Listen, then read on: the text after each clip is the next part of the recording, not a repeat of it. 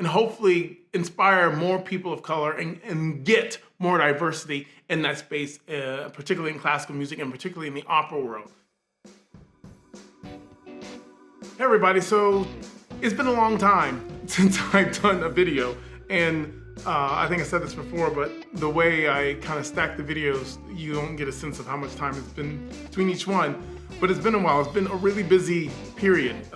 It's been very busy, and I haven't been able to play nearly as much as I want to. And even today, I had a brief time. I was like, I'm going to try to make a post. So I've been looking at a certain excerpt. I looked at the Nielsen. I practiced the Nielsen. You saw that. There's a video on that. And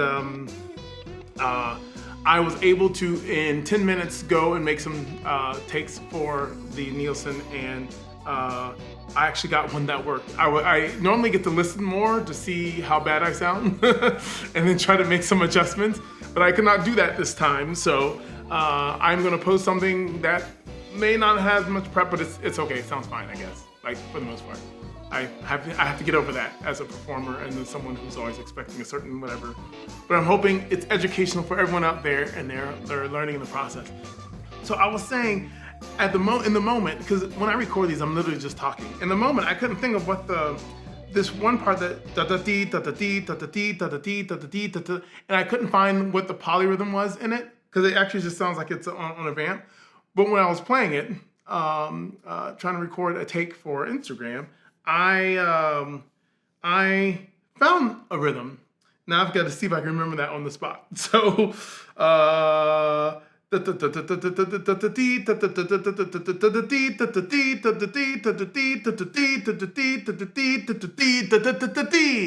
how, I don't know if that made any sense to anyone, but that is the rhythm. So, because if you go back to what I was talking about before, and maybe there's a way I can be able to have that edited so you can see the difference. There's got to be a pattern in that.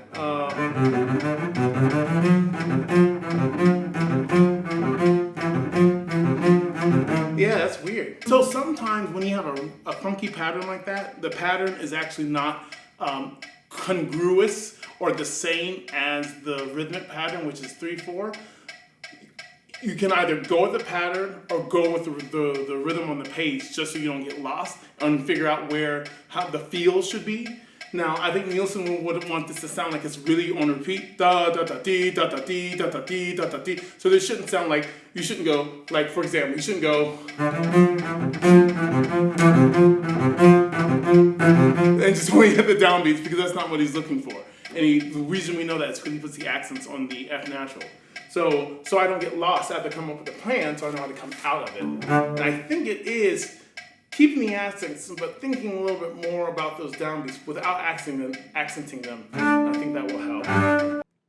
If you don't find exactly where that rhythm is, it could just be really repetitive. It sounds da-da-dee, da-da-dee, da-da-dee, da-da-dee, da-da-dee, and then you get lost in it. The other thing you don't want to do, you don't want to put the rhythm on the beat. It's not da-da-dee, da-da-dee, da-da-dee, da-da-dee, da-da-dee, da-da-dee, da-da-dee, da-da-dee. It's not that either. He puts the accent specifically on those Fs. Da-da-dee, da-da-dee, da-da-dee, da-da-dee. What do we call that, boys and girls? We call it a polyrhythm. Oh, I realize I'm wearing, yeah, I just came from the gym. That's why I'm wearing gym clothing, and now I'm just wrapping up my day. So back to the Nielsen. For those who have the music, I am bar 634, 633. So I'll just sing it straight through with the accents as written. That's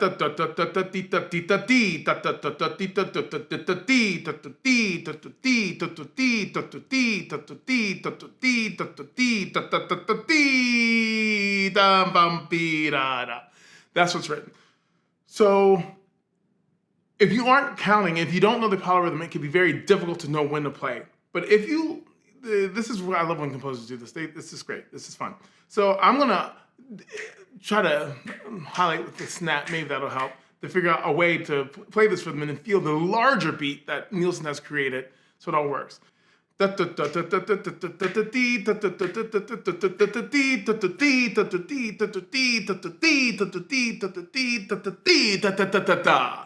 Yes, and that's how it works. So you, in a lot of ways, sometimes, particularly when you're playing on your own, you don't even have to count it anymore. But you da da dee da da dee da da dee da da dee da da dee da da dee da da dee da da dee da da da da, and then it works. But it's da da dee da da dee da da three da da four da da five. I mean, that could be very confusing. But if you just know what the larger rhythm is, it can actually really help you play this without much consequence at all.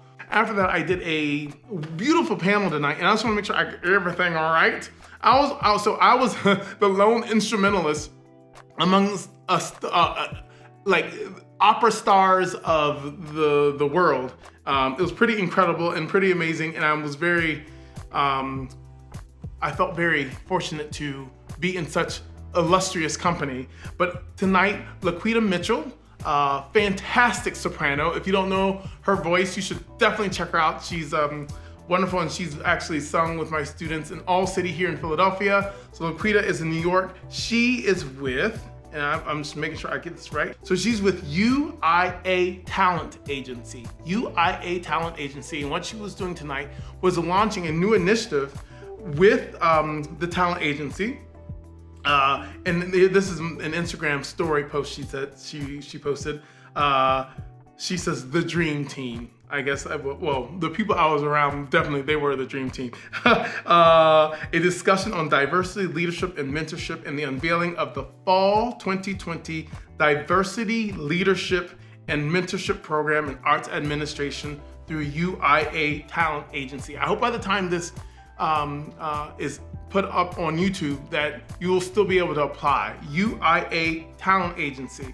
This is for any group, I'm trying to remember the wording he said, but it's definitely a diversity initiative or any marginalized community, because what the idea is that they want more diversity in arts representation in general. The program is a mentorship program, so for young people, aspiring artists who have made the decision that they may not sing on the stage, but do want to go into arts management. This is a fellowship that this arts agency is creating during a pandemic, y'all. During a time when a lot of people aren't able to start new initiatives, but they're starting a new initiative because they feel it's just that important.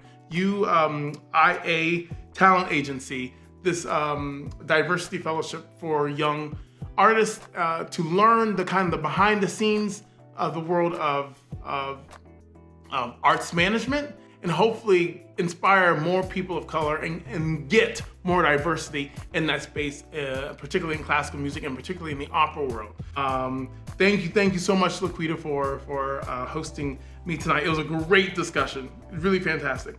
And then, y'all, I went to the gym and I got my cardio in while watching the DNC convention, and which was all good. I got my cardio in, I had a great workout, and today was a long day, y'all. These are some long days. It's been very, very heavy.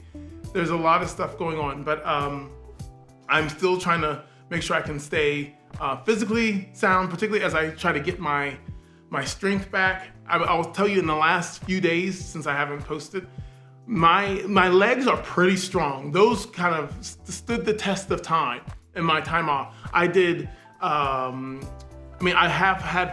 fallen, but it's not like chest and shoulders. Y'all, it's a little, I have to kind of hold myself sometimes in the gym because my numbers in chest fell so much. And I don't know why they fell so much compared to my legs, but it is going to be a process. Now I'm going to be working that back up, and I can't wait to lift the weight that I was lifting, chest and shoulders. But I did like the little hex, what they call it? The little hex machine squat thing. I can't remember. They call it not the trap. Is that what trap something? Someone help me out, put it in the comments. I can't remember. What you put the little, you stand, it's almost like doing a deadlift without doing a deadlift. Anyway, I did that machine. It's not a machine. I did that lift yesterday, and I was able to do my top numbers, which is a big number, y'all. It's not humble bragging. It's just, it's a big, it's not, I do 405 pounds, and I normally do 5 sets of 12. Yesterday, I did a number of warm-up sets, and I was able to do 3 sets of 12.